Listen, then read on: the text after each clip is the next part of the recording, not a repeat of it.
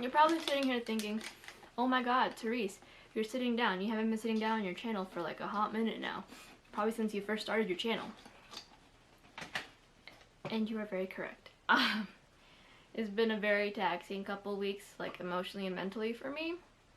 So I thought I would bring it back a little bit old school to like early Therese days where I was sitting. You know, I should take some of the like physical aspect of filming out of the equation and let my body relax. Hey friends, it's Therese and welcome back to my channel. Today's video is going to be me doing my June-July wrap-up. I know, it's like not the beginning of August, you know, why? And that's because I don't want to do a 3-month wrap-up in August or September. So let's just kind of get into it because I did read a bit in June and a handful of things in July, and whoo, it is hot in this room. I'm going to go turn my AC on while we transition into the next bit. I actually filmed my June wrap-up back in July, and then I went to go edit my footage, and the footage was not there. So I couldn't tell you what happened, how it happened, or why it happened. But it happened. Starting off with one of the first books I read in July, in those 2 months I should say, is A Gathering of Shadows by V.E. Schwab. This is the second book to the A Darker Shade of Magic trilogy, and it follows young Cal, who is the last traveler who can travel between parallel dimensions of London. This is the sequel, and it follows directly after the events of not directly, maybe like a few months after what had happened and the repercussions that came with it.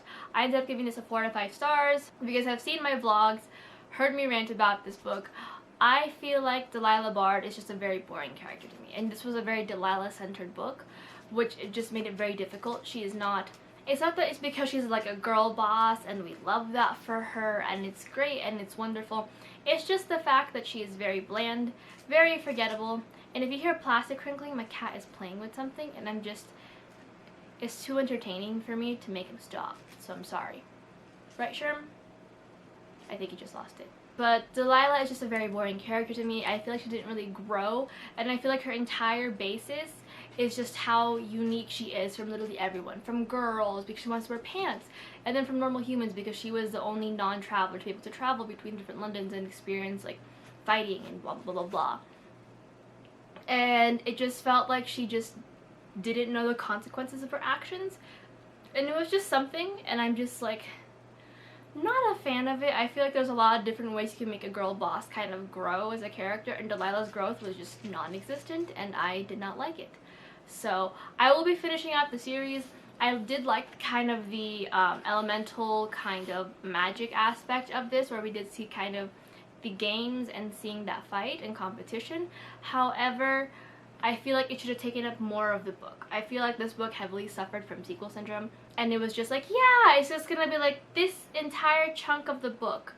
It's just gonna be lead up, and then here's the actual like plot development. 4 out of 5 because I really do enjoy Victoria's writing. I enjoy like the world and the building. I enjoyed Kel. It's just like Delilah that kind of ruined it for me. Like, I'm surprised I didn't give this a 3. Let's move on to the audiobook that I read this month, or listened to this month, and that is Uncomfortable Conversations with a Black Man by Emmanuel Acho. Based off of Emmanuel's personal project, where he has a series of videos talking about uncomfortable conversations that Black people have to face. Like, you have to have with Black people or like yourself, and how you can go ahead and be a better ally and be very anti-racist. And this is a very beginner anti-racist book. I ended up giving this, I believe, a 5 out of 5 stars. Not only does Emmanuel narrate this audiobook, so he can give all the inflections and all of his get his like writing to really jump off the page and kind of make sense to everyone, because he was the one who wrote it. Like I said, I think this is a very good beginner anti-racism book. Emmanuel breaks everything down very clearly, gives off some historical context but does explain it, and then also goes on to give you ways that you can become a better ally and become a better person to this community in general. And I feel like if you are going to start off with your anti-racism journey and you don't know where to start specifically, because there is a bunch of literature, I highly recommend Emmanuel's book, and I believe he has a podcast or a YouTube series that also goes further in depth with the topics that he discusses in this book. Highly recommend, and I cannot wait to see if Emmanuel Acho will continue to come out with more kind of anti-racist literature in the future. The next one is an ebook, and that for Howl's Moving Castle by Diane Wynne Jones. This is a children's novel following young Sophie Hatter as she is cursed and ends up running into the infamous Hal Pendragon, who is known for stealing young girls' hearts and eating them. I ended up giving this a 4 out of 5 stars. I thought this was a very enjoyable read. You can tell there's a lot of, like, this is a source for the very well-known Howl's Moving Castle novel or movie, Howl's Moving Castle movie, and you can tell they pulled a lot from the source material. There are some differences here and there, primarily with how everything kind of brought up, but I love seeing the similarities and the whimsy and the differences. It was such a fun and easy read. I ended up dinging it from the 5 that I wanted to give it, primarily because I felt like it was very nonsensical in plot. It is a children's book, so I didn't like, that wasn't the main reason why I gave it off the 5 out of 5 stars. But at the ending also still felt very kind of like it didn't have, like, there was no direction, and I feel like with a children's book it can only give away so much and suspend disbelief so much before kids are like, well, what happened?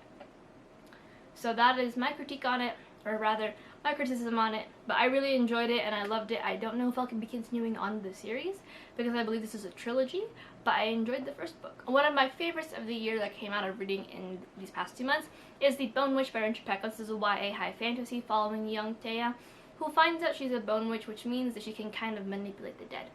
This ostracizes her from her village and she is sent off to kind of the royal city to learn about what it means to be a bone witch, and in this process she finds herself in a very difficult position as a war is starting to occur in their own city. I have a full-length review for this book, so I will leave that link down below for y'all, but I give this a 5 out of 5 stars. I thought this was a wonderfully written book.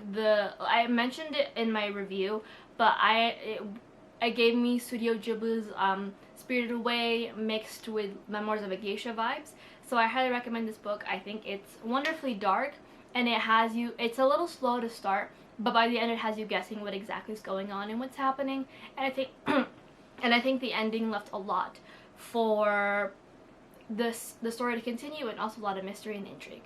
Highly recommend it. Such a good read. One of my favorites of the year. I'm gonna have a chip every time I finish reviewing a book because I am hungry. I'm a little down the dumps. It's fine.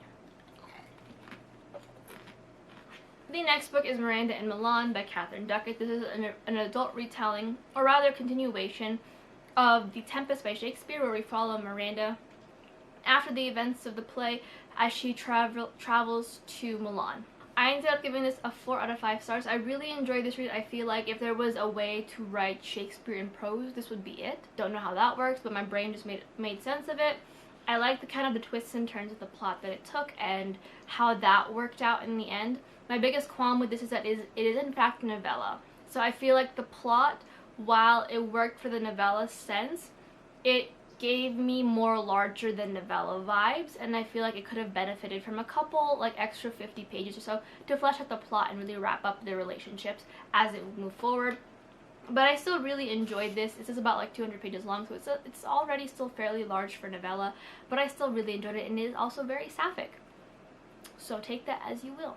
The next book is The Last Mage by Ben Alderson. This is a very, like, new adult kind of dark fantasy book. This follows young Maximus as he is found out to have been the kind of the only mage after the last mages in his region died.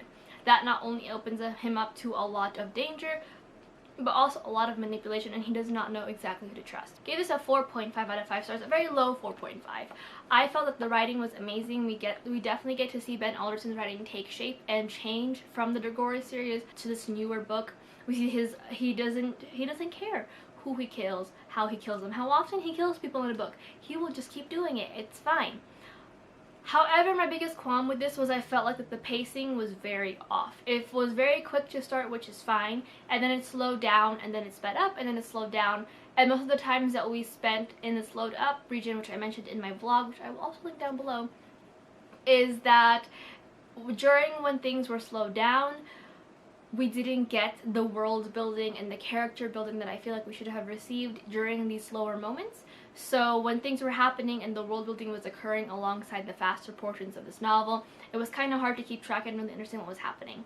And it made things feel very anticlimactic on top of it. But I really enjoyed it. I can't wait to see how the second book will continue. I feel like it should be another good read, but I feel like this book could have done with a bit more of editing and fleshing out to really map out the story and the world building that was necessary to really drive home and the quicker bits of the story. The next book that I read was The Spellbook of the Lost and Found by Moira Fowley Doyle. This is a YA, I don't want to say urban fantasy, but it's a YA fabulism novel, I suppose is the best way I could put it, following these young teenagers on in Ireland who one day begin to notice the things that they own are disappearing and they don't quite understand why. I give this book a 5 out of 5 stars.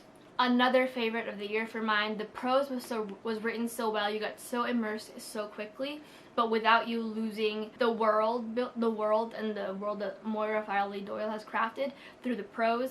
The magic was done wonderfully. I felt the backstories were done amazingly, and there was a lot of plot twists in it. I realize I haven't mentioned trigger warnings in any of these books, so all of my reviews will be linked down below for trigger warnings, but this does have grief, loss, and mentions of sexual assault. So like I said, just be wary of that. I highly recommend this book if you guys are in the right headspace to read such topics. They are more mentioned than they are like occurring on the page, but still you never know.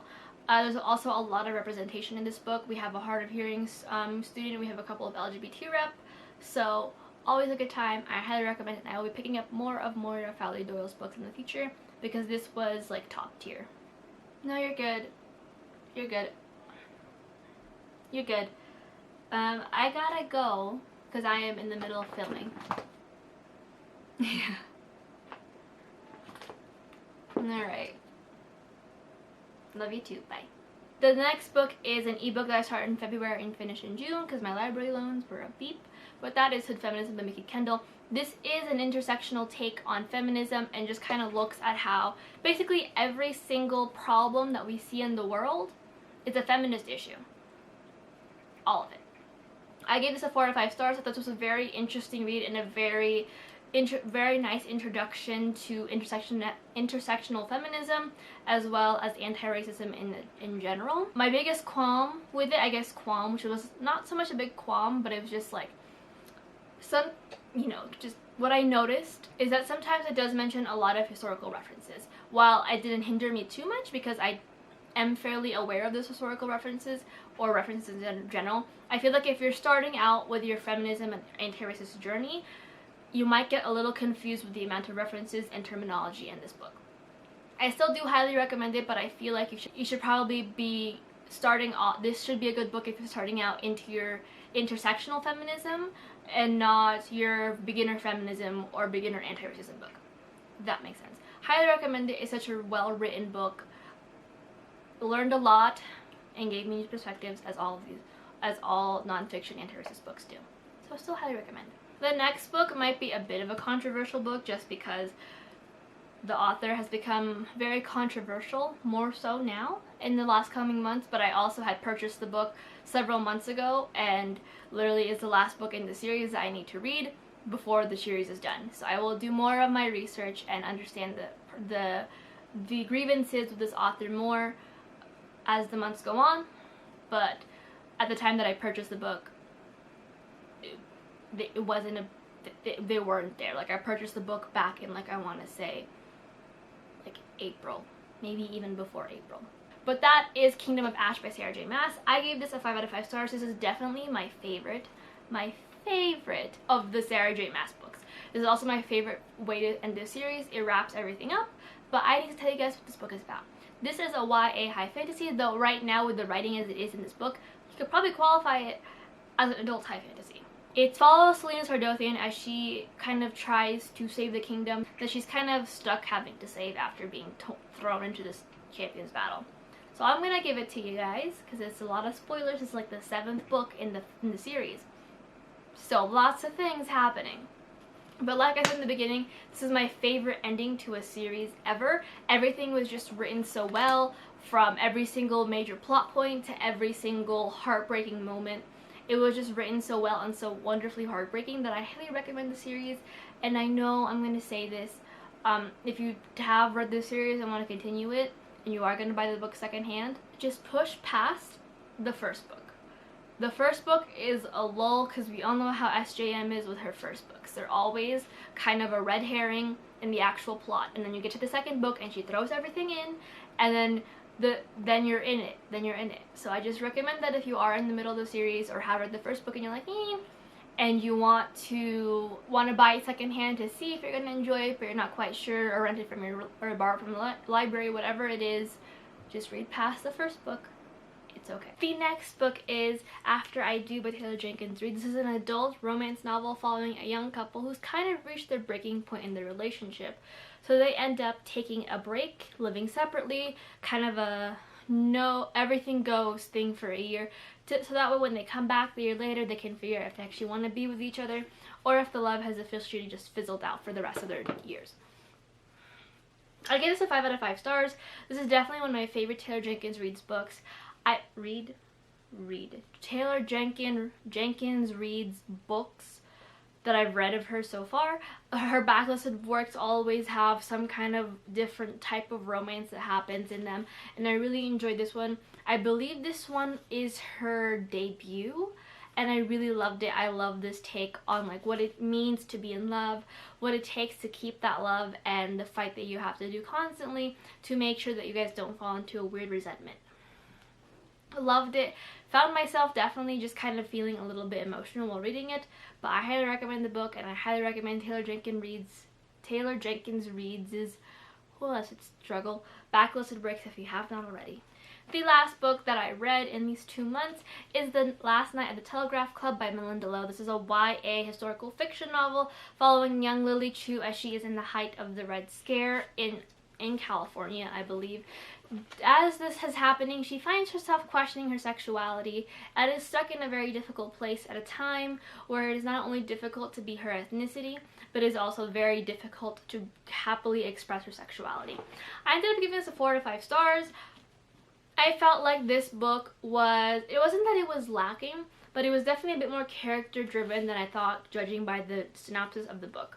I still really enjoyed it. The prose is wonderfully done, and I feel like the character development was also done wonderfully, but the ending left something to be desired.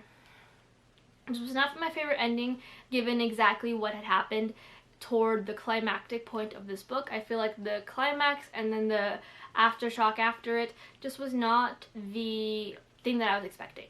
However, I do still recommend, and I will be trying to read more of Malinda Lo's works as she continues to push them out. But that is it for the books that I read during the months of June and July. Kind of a nice round book. I feel like June was definitely one of my better reading months of the year. A lot of them were 4 to 5 reads, which is always a pleasure. But until next time, if you guys enjoyed this video, hit like, subscribe, and comment, and I'll talk to you guys in my next one. Hopefully you guys are having a wonderful week, and if not, hopefully your week gets better. And then if you guys really want to know what's going to be happening in the future of this channel, stay tuned for August 27th, because that is my 4-year anniversary, and I will be making a couple of changes. Until next time, bye!